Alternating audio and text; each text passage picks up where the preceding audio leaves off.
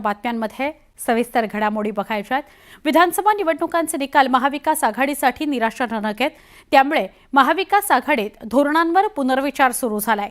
त्या पार्श्वभूमीवर लोकसभा निवडणुकीत 8 खासदार निवडून आणणाऱ्या शरद पवार गटाला विधानसभा निवडणुकीत लढवलेल्या 86 जागांपैकी अवघ्या 10 ठिकाणी विजय मिळालाय। राष्ट्रवादी काँग्रेस अजित पवार पक्षाकडून शरद पवारांच्या 8 पैकी 7 खासदारांना आपल्याकडे येण्याची ऑफर देण्यात आली होती, अशी माहिती सूत्रांनी दिली आहे। डिसेंबर महिन्याच्या अखेरीस या सगळ्या घडामोडी घडल्या। पवार बापलेकीला सोडून इतर खासदारांना पक्षात येण्याबाबत प्रस्ताव दिल्याची माहिती मिळते। खासदार सुनील तटकरेंनी हा प्रस्ताव दिल्याची माहिती सूत्रांनी दिली आहे।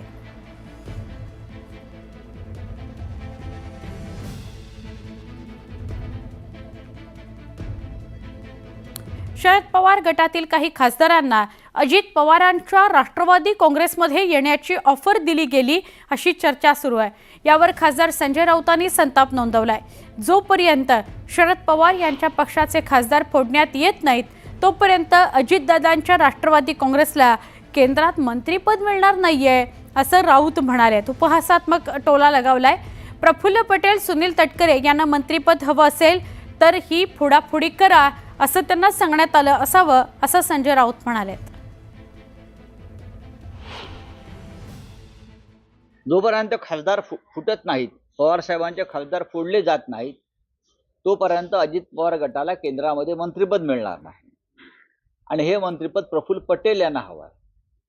प्रफुल्ल पटेल यांना सांगण्यात आलेलं आहे, जो केंद्रामध्ये मंत्रिपद मिळवण्यासाठी जो कोटा आहे खासदारांचा, तो तुम्ही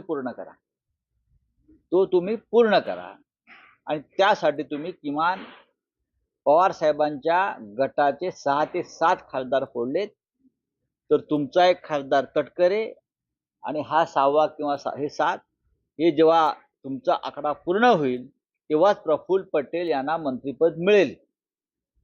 कळलं? त्याचा महाराष्ट्राला काही उपयोग नाहीये, देशाला काहीच उपयोग नाहीये। संजय राऊत यांनी केलेल्या खासदारांच्या फोडाफोडीच्या वक्तव्यावर शरद पवार गटाच्या नेत्यांनी प्रतिक्रिया दिली आहे। पाहुयात काय म्हणालेत। याच्या अफवा पसरवले जातात, हे कार्यकर्त्यांचं मनोबल खच्चीकरण करण्यासाठी आणि अस्थिरता निर्माण करण्यासाठी पसरवले जातात। आणि कोण पसरवतं हे वेगळं सांगायला नको। एकीकडे बीजेपी आणि दुसरीकडे बापाला आणि मुलीला सोडून या असे सांगणारे लोक आहेत। असे कोणत्याही पद्धतीनं आमच्या पक्षातील जे खासदार आहेत त्यांना कोणी संपर्क करण्याचा प्रश्न येत नाही। सर्व खासदार माननीय पवार साहेबांच्या पाठीमागे आहेत, एक दिलाने आहेत। अनेकदा आमच्या त्यांच्यावर मिटिंग झाल्यानंतर त्यांनी सुद्धा या गोष्टी सांगितल्या आहेत। ठीक आहे, कोणी भेटत असतील, आता लोकसभेमध्ये कोणी भेटतात याचा अर्थ, पण सर्व खासदार जे आहेत आमचे ते पवार साहेबांच्या पाठीमागे सर्व उभे आहेत। दरम्यान आमच्या खासदारांपैकी कोणालाही ऑफर आली नसल्याचं खासदार अमर काळे म्हणाले। त्याचबरोबर आम्ही पवार साहेबांसोबत राहणार असल्याचंही काळेंनी स्पष्ट केलंय। अमर काळे आपल्याबरोबर, आपण त्यांच्याकडून जाणून घेऊया। सर, आज सकाळपासून चर्चा सुरू आहे, ती राष्ट्रवादीच्या खासदारांना संपर्क केला जातो आहे, काहींना फोनवरनं, काहींना संसदेमध्ये संपर्क करण्यात आलेला होता, काय तथ्य? नाही, मी अतिशय जबाबदारीने आपल्याला सांगतोय की अजितदादांच्या गटाकडनं कुठल्याही जबाबदार त्यांच्या नेत्यांनी अशा पद्धतीचा कुठलाच प्रस्ताव हा आमच्या 8 पैकी कुठल्याच खासदाराला अजूनपर्यंत दिलेला नाही आणि या संदर्भामध्ये कुठली चर्चासुद्धा झाली नाही।